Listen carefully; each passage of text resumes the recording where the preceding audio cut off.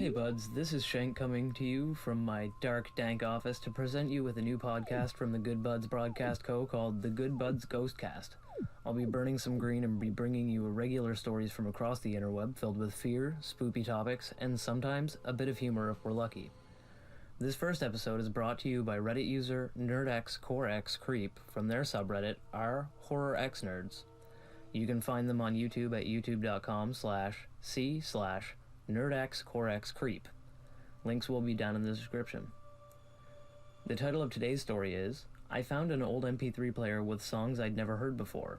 I'll never listen to music ever again. I'll now light the ceremonial incense if you know what I mean.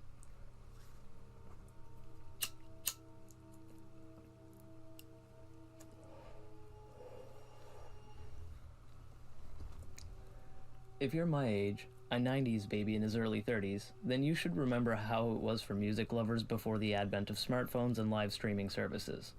I know it's pretty boomer of me to say, but back in my day, if we wanted to listen to our favorite songs, we'd have to go to our local Target or Walmart, purchase a physical cassette tape or CD, and play it on our CD player or stereo. We didn't have the luxury of Google Play or Spotify to browse new upcoming artists. We knew who we wanted to listen to, and our browsing fell to either hoping to hear something new on the radio and music channels, or browsing the available sections at the store and take a chance that it might be something good. Then came the MP3, which let me tell you was a pretty big deal at the time.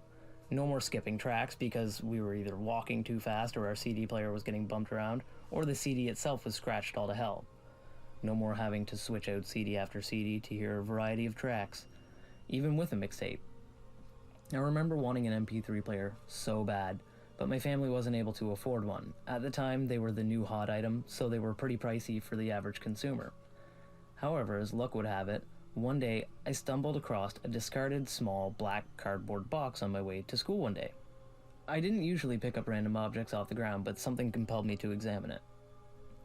I picked it up and opened it to find, to my absolute surprise and delight, an almost new-looking MP3 player.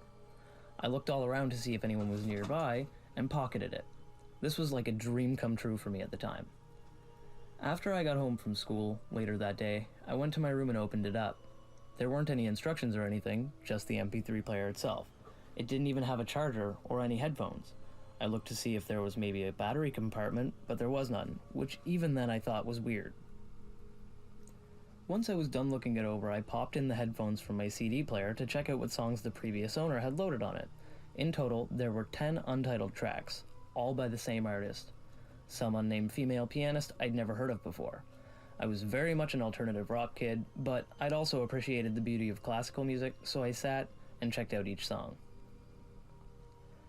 The artist had the most beautiful voice I'd ever heard before, and I found myself laying in bed entranced by her sound.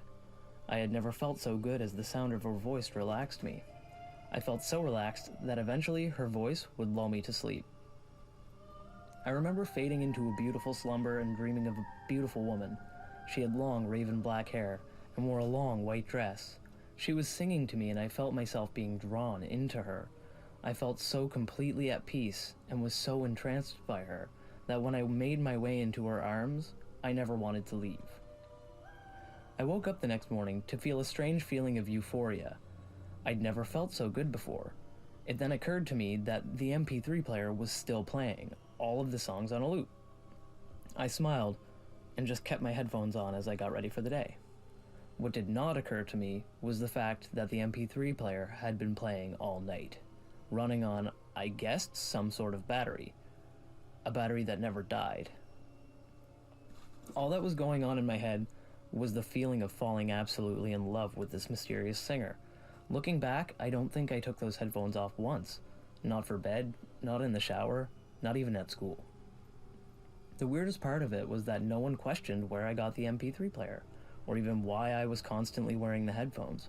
It was like nobody even realized I was wearing them at all. Another odd thing was that, even though the music was still constantly playing, it never interfered with concentrating on homework or conversations I'd be having. Every night was the same dream of that same woman. As time went on, I began to notice that I was becoming weaker. Despite getting a good night's sleep every night and feeling 100% refreshed every morning, I became less and less active during the day. Growing concerned one day, I decided to ask my mom if she'd ever heard of the woman on the MP3 player. My mother was into the whole singer-songwriter genre, so I figured if anyone knew this woman, it would be her. When I initially asked her about her, she finally realized that I had headphones on. "Wait, how long have you been listening to your CD player?" she asked. "I didn't even realize you had your headphones on. Weird." "Actually, Mom," I started as I pulled out the MP3 player. "Where did you get that?" she asked, shocked that I had such an expensive item in my possession. "Well, I found it a couple of weeks ago," I answered. "It was just laying outside in its box." "And you decided to just take it?" she said, sounding disappointed. "It didn't occur to you that it might be someone else's property? Property that they lost? Property that you stole?" I felt myself getting annoyed, and subconsciously gripped the device in anticipation of her trying to snatch it away from me. Ugh. Whatever, just let me listen. It was surprisingly difficult to remove the headphones. Not difficult in the sense that they were attached to my head or anything. Difficult in the sense that I did not want to take them off at all. It was almost mentally and emotionally painful for me to remove them from my ears. And as I placed my hands on them, I hesitated for quite a bit of time. "Well?" she asked impatiently. I took a deep breath and quickly removed them from my head and handed them over. She looked at me like I was stupid and placed the headphones over her ears.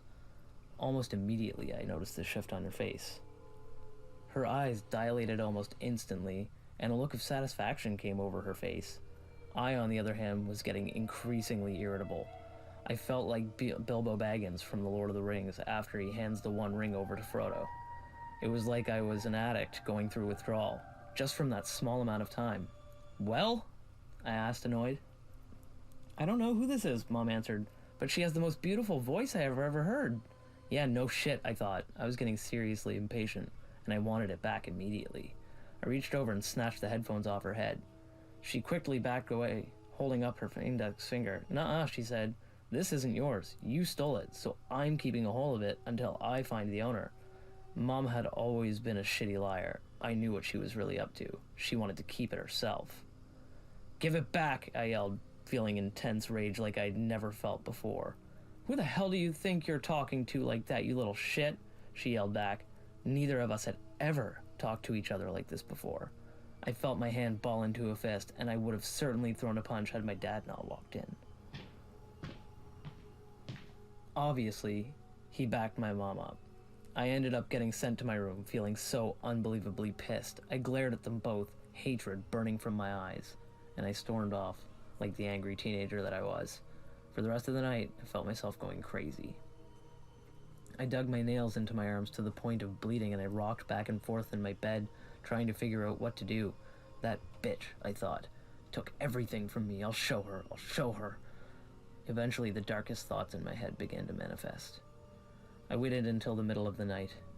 I got up from bed, with a feeling I'd never experienced before. I felt what could only be described as a homicidal rage. I knew what I had to do to get it back, to get her back. I quietly entered the kitchen to find the biggest knife I could and gripped it, an evil smile forming on my face. She had this coming, I thought, as I made my way to my parents' bedroom door. I stood there in the darkness, hand on the doorknob as I planned out my attack. Some of my senses started coming back to me. What was I doing? I made the conscious decision that I was being crazy and I needed to put the knife away before I did something stupid, but my body wouldn't move. It was like it was running on autopilot. That my mind was a prisoner of my rogue body. I kept trying to walk away, but it wouldn't happen. I turned the doorknob. I have to stop, I thought to myself. This is insane. I slowly opened the door. Stop! Stop! I crept into the bedroom. My hand gripped the knife tight as my brain screamed at my body to stop. Please, don't do this, I pleaded with myself. As I approached her bed, I noticed the lump of a body under the sheets. From my angle, I could tell that my mom was mounted on top of my dad. I could also hear the sounds of heavy breathing. Gross, I thought to myself, as I reached my hand to the sheet. Please don't, I thought to myself. But I eventually ripped the sheets off my parents and nearly vomited at the sight before me.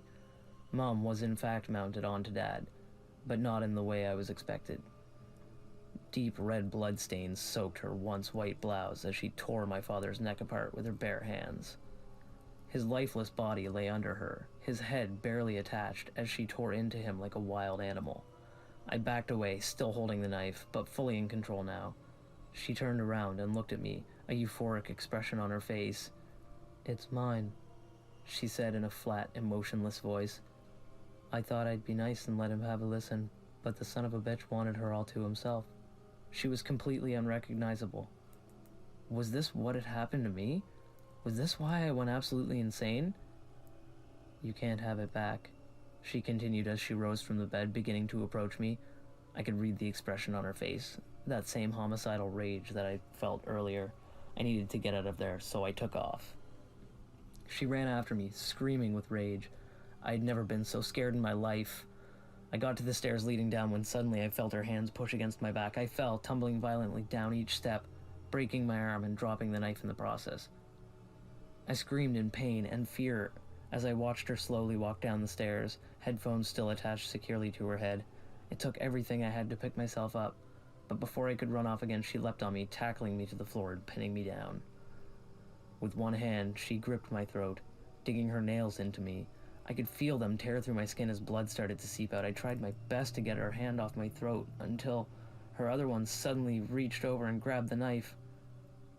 Adrenaline pumping, I let up on the hand that was choking me and grabbed the other hand with the knife before she could stab me in the face. With my good arm, I held off her strike, but with my broken one, I tried to pry her nails from my throat as they went deeper and deeper.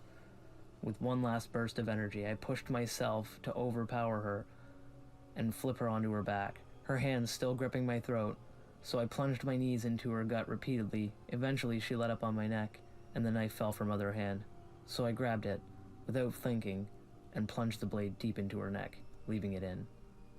She writhed and gagged on her own blood as I stood up and backed away. She looked up at me one final time, a look of shock and fear on her face.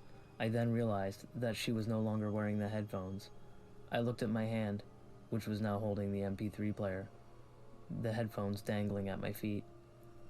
As I realized what I was holding, I quickly threw it to the floor and stomped on it, breaking it into pieces. At the time, I thought it may have been the trauma to my head, but as soon as I finished stomping it, I looked up and saw her, the woman from my dreams, standing over my mother's fresh corpse. Unlike my dreams, in which she was a beautiful goddess, what stood before me was a hideous monstrosity. Her long black hair was now wild and unkempt, her once smooth skin now wrinkled and gray, and her once gorgeous face was now an absolute visage of horror. Her eyes were a pale, dead blue, and her mouth opened wide beyond that of what a normal person should be capable of. Long, sharp, needle-like teeth filled her mouth. She then began to sing, her voice just as beautiful as ever, before it became distorted. Instead of feeling a euphoric sense of peace, I felt fear. Pure, unbridled fear. The singing then shifted into a loud, piercing wail. My ears began to bleed and I felt like I was dying. My vision blackened and my breath became short. Eventually I passed out, lying broken and bleeding on the floor. I did not dream of the beautiful woman, but of a hideous demon that tormented me until I woke up. I found myself in a hospital bed, my throat and head bandaged. My arm was in a cast and I was attached to an IV. It then occurred to me that something was horribly wrong. It was quiet. Everything was quiet. I tried to say something, but I couldn't speak at all. The more I tried, the more I could taste blood. Tears in my eyes, I raised my hand on my unbroken arm and snapped my fingers. Nothing. There was absolute silence. I cried in pain as I continued to snap my fingers, but unable to hear anything.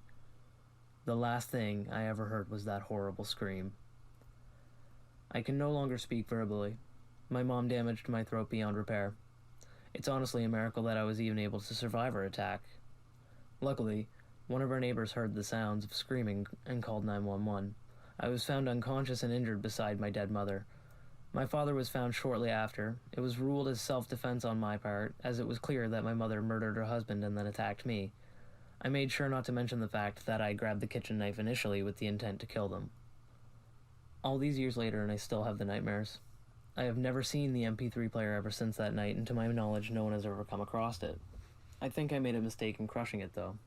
I think I may have freed whatever kind of spirit or demon was in it, and now she haunts my dreams.